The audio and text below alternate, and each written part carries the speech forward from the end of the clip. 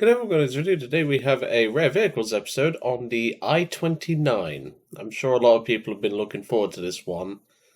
This is another one of the vehicles that we've had in the overall lineup and everything. And this is just one of those that I'm very certain people are going to be enjoying this, purely because of how good this aircraft actually is. So, what's the I-29 and how did Joe get his hands on it? Well, it was originally a event vehicle, but then they brought it back in the 10 Rare Vehicles event. And that's how I got mine. I didn't get it back when it was available. I think it was a Chronicle of Wars, like something like that. I can't remember the name of the event. But that's how I got mine. I got mine during the 10 Rare Vehicles event on War Thunder's 10-year anniversary. And I'm really glad I did, because this thing is really, really fun. And it got up to rank 2 now, so that's at least something. So, what's the I-29? Can you get your hands on it? And what's its armament like? Well, unfortunately, you can't get your hands on this thing anymore, because the last one on the marketplace sold for around 400 Gaijin. So, there you go. In terms of the armament, though, you're really going to love this. Two 20mm cannons, one 7.62 here, one 7.62 here, and one 7.62 here. It's one of the more heavily armed aircraft at this BR, but it does trade that for its overall handling. It is heavier than the Yak 2, which is available in the tech tree. And me and a mate of mine have done mock dogfights, and the Yak 2 is just better for that sort of thing. But in terms of raw getting up to altitude and performance, this is better by a little bit. Not a huge amount, but it's a bit better. And just felt nicer to really have at higher altitudes than the Yak 2 because of the engines. This uses slightly different engines. This uses the same engines in the PE2 Peshkas, and these have decent enough power, and at 2.7 you really can't ask for anything else. For context, the Yak 2, which is, I think it's rank 1 still, if memory serves.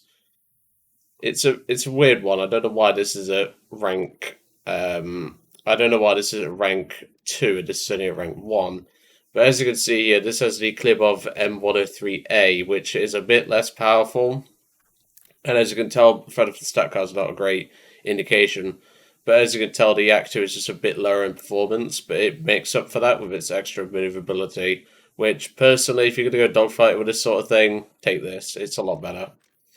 But like I said, it is a very nice aircraft to play. Obviously, we don't have access to anything involving this back panel here, which, as I mentioned in this thing's review, this is part of what it basically could do. So it could turn into a bomber, it could turn into an attacker, it could turn into just a heavy fighter with a rear gunner, you name it really. That's the entire point of this rear panel. But of course, Gaijin does not introduce that, and I don't think they ever will, personally speaking, but that's just me. Without further ado, let's get in and let's get cracking. So these are the last two planes that we have left in the Russian side, the I-29 and the Pokrushkins, and then afterward we're going to move on to Britain, which I think Britain has like a couple of aircraft and then like one tank. Normally I'd split them off, but I already have a lot of presets when it comes to Russia because there's so much to do in Russia, and well, I can't exactly fit them all in without making it look clumped as hell, and I don't want that. But it is quite nice. It is quite nice, I must say. So we're going to be running the Tracers because this is the best belt now that I've actually buffed it a few months ago, and because there was a brief time where it was crap, and then well, it was amazing, then it was crap for a little bit, and then they made it amazing again. So, yeah. And judging by the Q61 and the P63, we are in a 2 or 3.3 match. Although, if memory serves, this Peshka, which I'm just going to look at his player card to find a Peshka, I think it's the 110. That's his very first flight, so that's not going to help. Okay. Let's go through my player card then. Yeah, 3.7, so we're going to max up here. Eh, this thing can handle it. I know it can. But yeah, this thing is really, really good. Like, it does have disadvantages compared to something like a MiG-3, but what it gains in advantages is tenfold, really. I mean, at the minute, I'm just pulling away from this guy. I'm not at the ideal climbing angle for this aircraft, but still, I'm just pulling away from him with little issue. It is lovely. Like, if you did not get your hands on this thing during the 10 Rare Vehicles event, yeah, this is one you're probably not going to see for many years. Anyway, so it's going to take us a few minutes to get into the match. I'll see you all shortly. Well, welcome back. On the climb angle, I spotted a snack, and, well, I want the snack. But, of course, we have to consider this one, because it's a Leo with a 20mm in the bag. That's why I'm approaching from this angle, because then that 20mm will only have a brief amount of time to get on us. Right, I've got to give it a bit more lead than what I'm used to. There we go. It's because the 20mm are mounted underneath the nose, so it's a bit like leading a bowfighter's guns.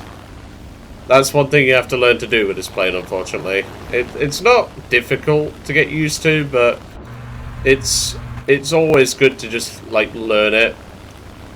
It's my first match in a while of playing this thing, and, well, pretty much just point and click and something dies. Like, what more can I say about this thing?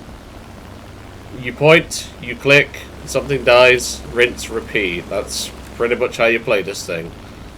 Obviously, boom and zoom tactics are recommended, because this won't be beating things like Spitfires for obvious reasons. It won't be beating most aircraft it come across in terms of a dogfight, but you don't really need to. You just have the climb, you have the performance, you can just dictate the fight however you want. Unless it's something like a P-38G, which this might be, in which case this will be a pretty fair fight. Alright, so I'm going to try and force ahead on here. He does have better guns than us, so we need to consider that. It's an E. Nope. No, you don't. Right. Are we clear to engage this guy? It looks like we are, so we can get stuck in with this guy. So the P-38E is a pretty good aircraft, but not when I have landing flaps.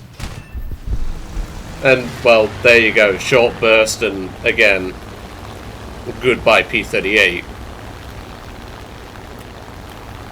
Like I said, I've got no problem with the P-38E, it's just, it's not as good as this. Not by a long shot.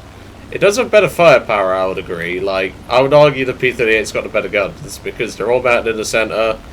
Quad 50s and a 20mm, which is really good. Like, I would argue that's got a better guns, although the Russian 20s are hitting really good right now, so it could be down to a personal opinion. I mean, I prefer the cannons on this, but the machine guns, obviously, I prefer on the American aircraft. It's really just down to personal preference, but, like, you can just pick and choose what you want to fight, and that's what I love about this thing. So we've got a D520 coming in from the side. I will not be too worried about that for the moment. I think our team's got that under control, so I think I'm going to take care of this D520. There's also a 202 over there, which I'm a little bit concerned about, but I think these guys have got that under control. Certainly looks like it to me, so I'm going to go help this 190 with his 202. I think we can leave him to deal with that Spitfire, and yep, Spitfire's dead. I'm not running away from the D520, I just want him to come my way whilst I go deal with the 202. Because the 202 will beat that 190. Because, like, I'm not saying the 190 can't beat a 202 before anyone jumps to that conclusion. It can. But he's going the complete wrong way about it, so let's give it some extra boost.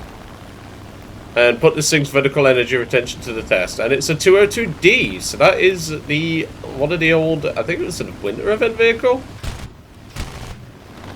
Now don't get me wrong, the 202D is a very good and solid aircraft. But he's got a bit tunnel visioned. I'm not sticking in that, because I'm already compressing.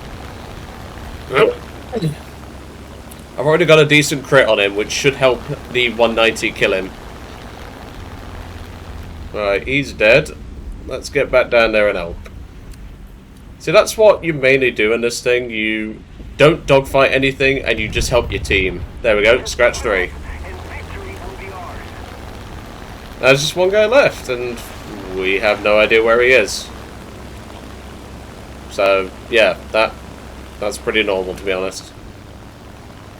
I could pop a blind hunt, but I actually want to mow down some ground targets for the machine guns, because we barely use the machine guns. Like, yeah, we've been firing them alongside the cannons, because I can't be asked to split the guns, but, like, you know, it's... We don't rely on the damage output of the machine guns, we just don't. That isn't why you fly this thing, you fly this thing because of the performance in the cannon. Like, 220 mils at 2.7, like, come on. That P-63 is quite badly damaged, I know that, so I'm going to leave those ground targets for him. I'll focus on the big stuff, because I can actually pop light pillboxes. Which is a very useful ability to have in an aircraft that has no bombs, that's for sure. There we go. It doesn't even take that much cannon either, that's the best part. You go for this one, buddy? I don't think he is. Alright. Got a few ground targets. Let's pop a order. It's the Sakine. Okay, I did see him earlier, but I wasn't too concerned about him. Because, well, it's the Sakine. Is he taking off? I think he's just landed. He doesn't appear to be moving, so I'm going to get some altitude whilst he's sitting on his airfield a bit. There is flak opening up, but that's from over there, so I'm not too concerned about that. Because that flak is almost at its max range anyway, so I'm not too worried. That forward airfield has no airfield AA, so that's one thing we can use to our advantage, but I don't want to just charge in, because that's just not... Like, I can out-dogfight a Sakine, that's not what I'm worried about. It's the fact that I'm giving him the advantage. I'm throwing away a potential advantage I can have by being an idiot. So I'm not going to do that. I'm just going to use my advantage, really. He has no points. I'm not really sure why he went back to the airfield. I'm assuming he got damaged by a friendly and managed to make it back to base. But we hold all the cards here. There's no way a Sakine can fight this thing off. This thing's like a rampaging bull. The moment you piss it off, you are going to regret it. And while it's quite ironic that it's red and I'm calling it a rampaging bull, but, you know, that's just what happens.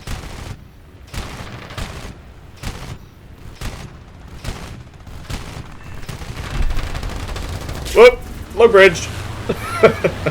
My aim was a bit awful there, I will admit, but, again, I'm not 100% used to the guns. Flak's still opening up, but that's fine. There we go. 4 kills, 3 ground kills. I'll take that. Not a bad run at all. And while having 20 mils to mow down light pillboxes can definitely help you out on some maps, that's for sure. Because they actually made it so that the tracer rounds are pretty good against light pillboxes now, which is a very useful ability to have, that's for sure. But yeah, I really hope you enjoyed that one. It's definitely something that I like to do, is dust off vehicles in this series. And, well, next one in the series, whilst it has taken a bit of a nerf to its main cannon, the performance, definitely not, that's for sure. Then obviously, we won't be going on to tanks. I'll be moving the tanks around because there's more than just these two in Russia. But obviously, we'll be moving on to Great Britain once we've finished with the Prikushkins. But I really hope you enjoyed that one. That was quite fun, I must admit. Obviously, a bit of a half-awake brain trying to aim I-29 guns is not something that I can really claim to fame. But hey ho, at least we got a decent number of kills. Shot off the plane quite well. And well, if you did not get it, you can just see how much fun you're missing out on. Anyway, I'm going to leave you... Yeah, English. You can tell my throat's quite dry in the morning.